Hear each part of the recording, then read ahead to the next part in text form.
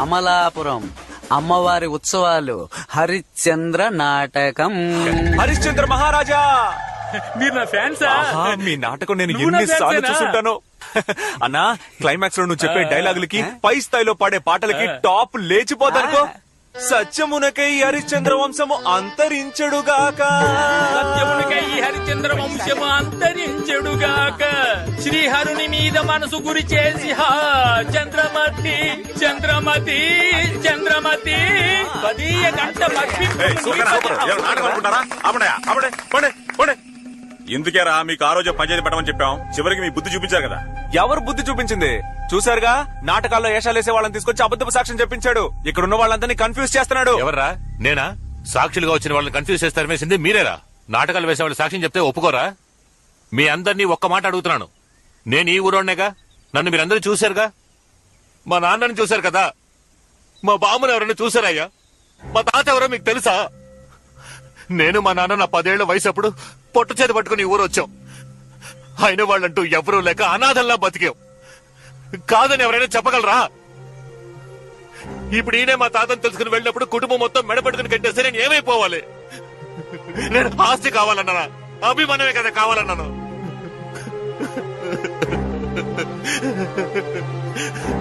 ఇప్పుడు మీరందరూ ఏం చెప్పినా కట్టుబడతాను. నేను నా వాళ్ళతో కలవాలో లేక అనాథగా చావాలో పెద్దలు మీరే చెప్పండి అయ్యా, మీరే చెప్పండి. జీవితంతో అనాథగానే బతికించేస్తానయ్యా.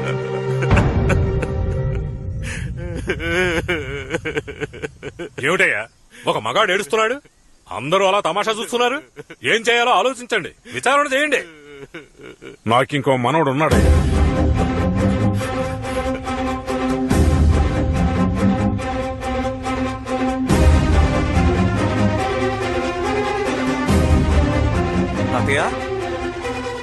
అవునరా, నాకింకో మనవడు ఉన్నాడు.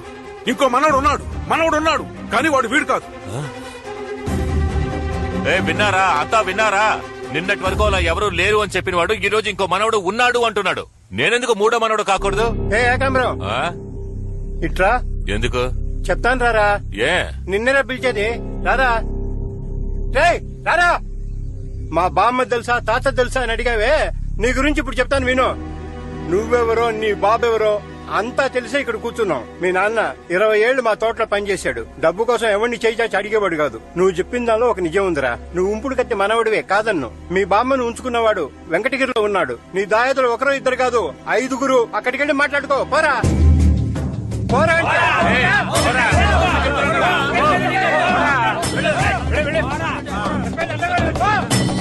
రాజశేఖరం, ఉయ్యూరు పంచాయతీలో తుండు వేసి దాటమంటే నువ్వు దాటలేదు. లచ్చమ్మకిచ్చిన పట్టా గురించి నువ్వేం చెప్పలేదు. అందుకు కారణం ఏంటో మాకు తెలుసు. నువ్వు చెప్తావా, నేను చెప్పనా?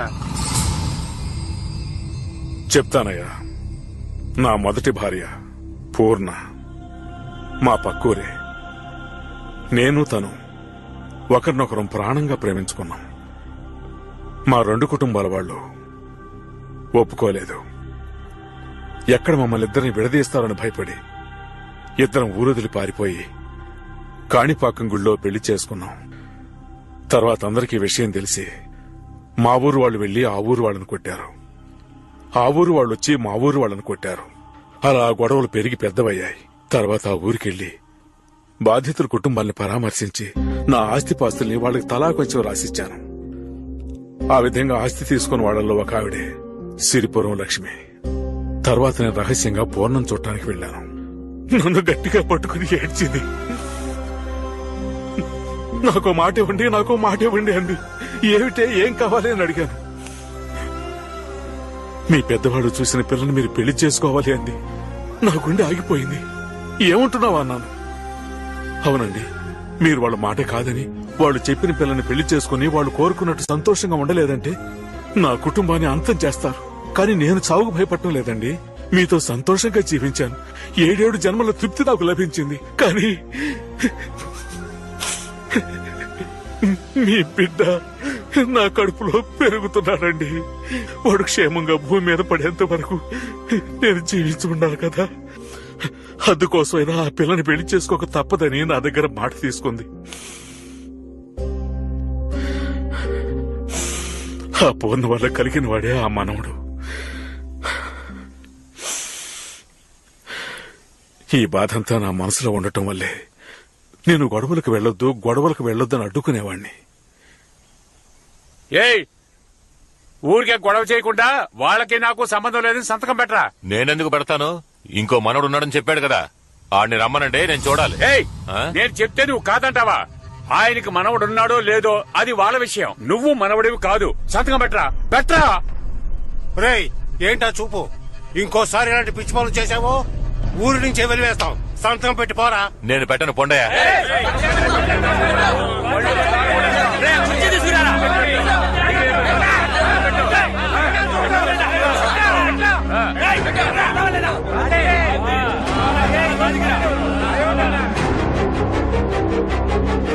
పోరా.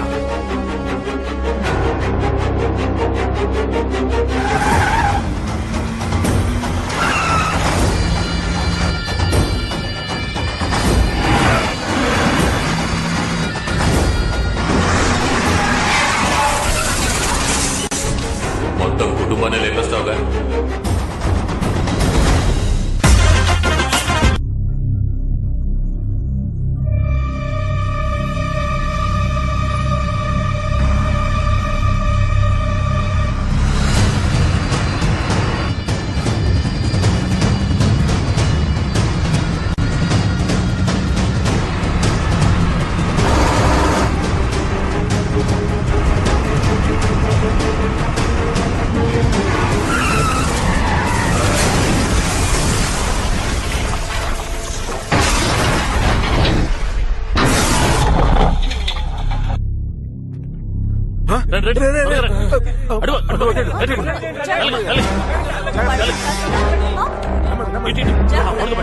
మంచిలు పడండి.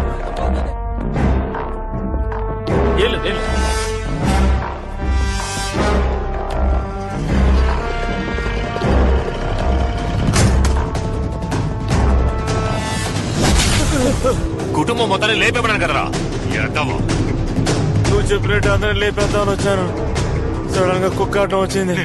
రేఖాంబరం, నీకు మాకు ఉన్న గొడవ పంచాయతీలు తీరిపోయింది. పరువు పోయి మర్యాద పోయి అందరి చేత మాటలు పడి ఈ రోజు ఊరంతా కాంట్రించి ఉమ్మేసే పరిస్థితిలో ఉన్నానంటే దానంతటికి నువ్వేరా కారణం.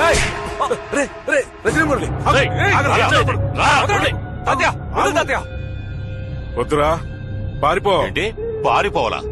మీ అందరినీ నా చేతులతో నరికి ఈ ఏటి మట్టి కింద పూజ చేసిన తర్వాతే వెళతాన్రా. రేయ్ వద్దురా. ఏం చేస్తావయ్యా? ఏం చేస్తావు? నా మనవణ్ణి దెబ్బలాటకు వెళ్ళొద్దని చెప్పాను గాని దెబ్బలు తిని కూర్చోమలేదు.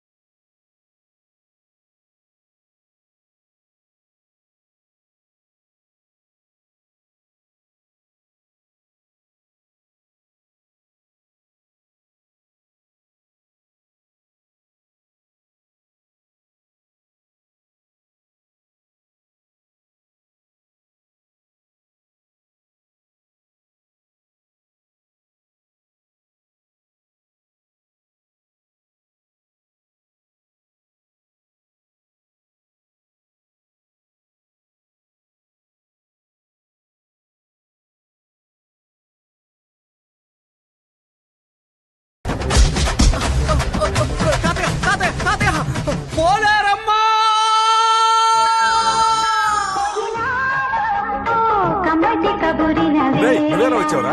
లిఫ్ట్ లో వచ్చాను, దించు. తాతయ్య, ఎముకల్ని నవలడం లేదా విరవడం నీకు ఇంకేమీ తెలీదా? పోరా.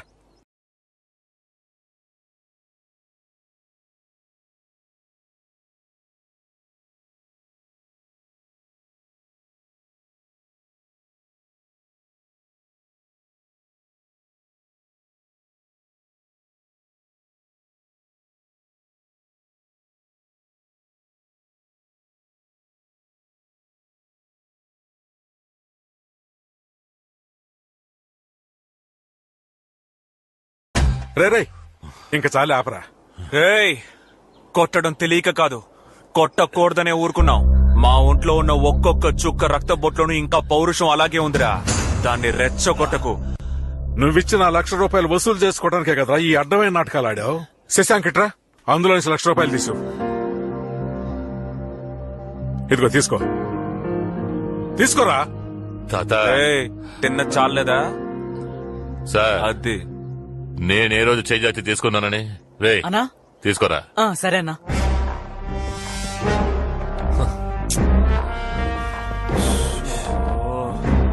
రే చిన్నోడా, చెప్పరా పెద్దోడా. ఎప్పుడు పెద్దోడి మీద చేయి చేసుకున్నావో అప్పుడే అంతా అయిపోయిందిరా. అయితే దుబ్బేరా. వెళ్తాన్రా. రేయ్, పోరా. అన్నా దెబ్బకి భయపడి డబ్బు ఇచ్చేశారు కదా, మన దగ్గర వాళ్ళ ఆటలు సాగవనా? మన కుర్రాడు అద్దరు కొట్టేశారు కదా. ఆ, చెప్పు, ఏంట్రా ఇది? ఆ మనవడు ఎవరు, ఎక్కడున్నాడు? వస్తాడు ఎప్పుడు? On the way.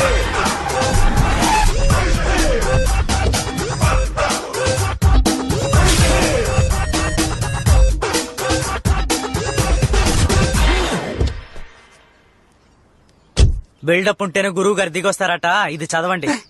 గురువు గారా? అసలు ఎవర్రా వాడు? అమెరికాలో అసోసియేషన్ బ్రాంచ్ స్టార్ట్